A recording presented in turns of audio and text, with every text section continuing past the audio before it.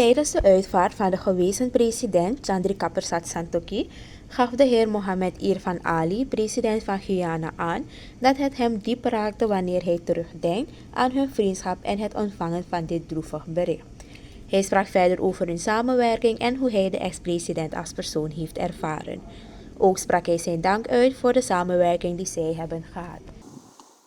Today, as I stand here to honor my friend, my brother, Chandrika Persat Santokhi, a quiet ache moves through me. Memory in this instance has become both a shield and a wound. I'm held gently by the memories I once made with Chan. Each one a small flickering lantern in the gathering dark. But oh, how these recollections wound me now. For the same light that comforts also cuts, and in every echo of his voice, I feel a hollow where his presence used to be.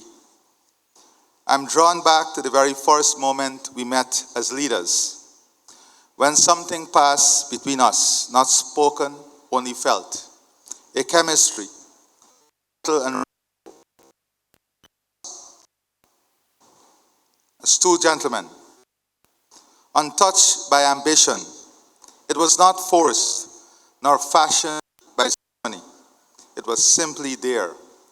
Two men who recognized something familiar in one another. That moment did more than bind us as friends. It became the quiet root of a new season between Guyana and Suriname. What began as a murmur between two presidents, between two nations. And what grew between us was not diplomacy alone. No, it was something softer, rarer. It was fraternity. To me, President Santokhi was like a brother.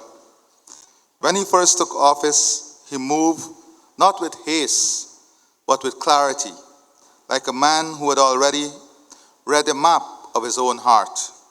One of his earliest gestures was to reach out to me, to lean across the distance, to listen, to begin.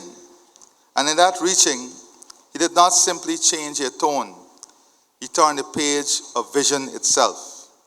Together, we understood that history had laid at our feet both turns and blossoms, and that leadership the blossoms again and again.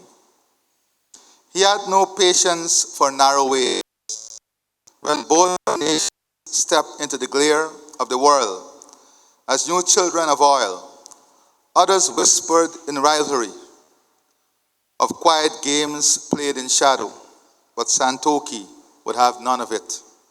He agreed with me that we want to implement, not compete against. We want to complement, not compete against each other.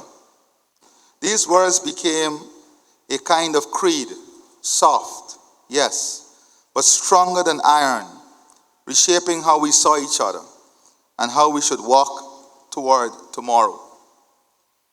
That creed took shape in action, especially in the areas of trade, of security, of business, and always with our eyes on a shared vision. He believed that the fortunes of our two lands were braided together. And like I said in my first visit to Suriname, that our futures were intertwined. He often spoke of the river not as a line between us, but as a vein connecting two hearts, a path for discard.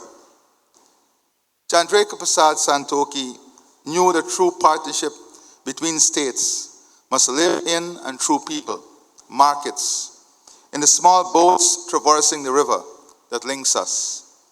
He encouraged our private sectors to weave together, understanding that growth is not only shaped in halls of power, but forged along riverbanks, in the patient work of hands. He dreamed of bridges, one of steel and concrete, others of trust that would bind Guyana and Suriname closer.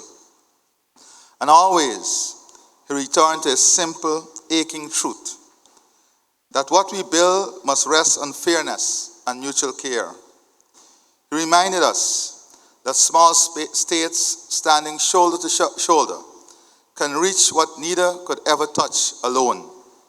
He called for sure and mutually beneficial ties, and he lived by that measure in every conversation, every handshake, every moment of resolve.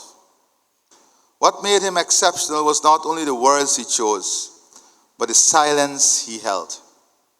In times when anger could have flared, he chose stillness. When others might have raised a fist, he opened the door. On sensitive ground, he walked with calm, with a heart that wished only to preserve harmony. And so the bond between our countries remained warm, unbroken, and turned toward the future. I, Mohammed Irfan Ali, say this without hesitation. All we built together was built on trust. Trust he tended with sincerity, with humility, with quiet strength that asked for nothing in return. He was a leader of vision, yes, but also of warmth, a statesman and a friend. So today I grieve with you, but I also give thanks. The bonds he helped to shape between Guyana and Suriname, and let it be told that these were never without their fractures. But it will not crumble. They will stand soft, and memory strong as stone.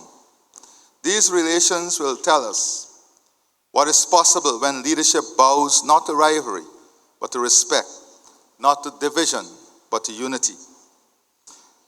Before I conclude, farewell, my brother, I cannot help but recollect some of our beautiful moments together.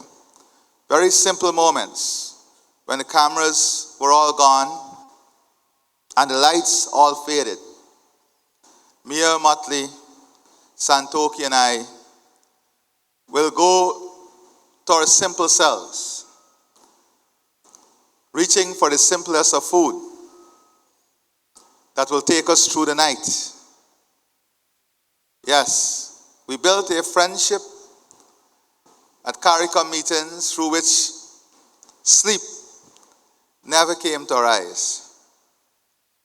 We made it a staple at CARICOM meeting that whoever is hosting must find curry or the curry. Mia, President Santoki, and I enjoyed, especially the three of us, these moments when our dear new friend, the Prime Minister of Curacao, joined. He also joined the Gang of Three. Little did we know that he is also a man who loved to be awake more than asleep. Those moments, those times, quality times, when we discussed every single thing. We shared ideas, we shared vision, we shared memories, until the foreign ministers of Guyana, Suriname, Barbados maybe got together and agreed that their only duty at these meetings was to try to get us to retire to bed. I would never forget Suriname hosting the CARICOM heads. And we had one of those all-nighter. And President Santoki said to me at 5:30 in the morning, don't forget we have to run. We have a morning environmental run. And I said, I'll be there. We'll be there, my brother. We'll always be there, my brother. I also recall, after he left office, our many conversations. His last message to me was on Eid, a very beautiful message. And I tried to encourage him to take some rest. Take a week. Come and have a week rest with me. Him, Melissa, and the family. And we always agreed that it will happen. And he did not find the time. Only recently again we spoke. And then I said, give Melissa the phone. And I said to her, you have to make this happen. You have to let him come. I want the family to know, Melissa, you and the kids, that whenever you're ready to take that rest and spend some time with us, we are, like family, ready to welcome you. My brother Santoki Chan, you had many dreams, we had many aspirations. I can assure you today that I will continue to press on, to work hard for the realization of those dreams and aspirations. May God grant you eternal rest, and may God grant the family the patience to accept this immense loss.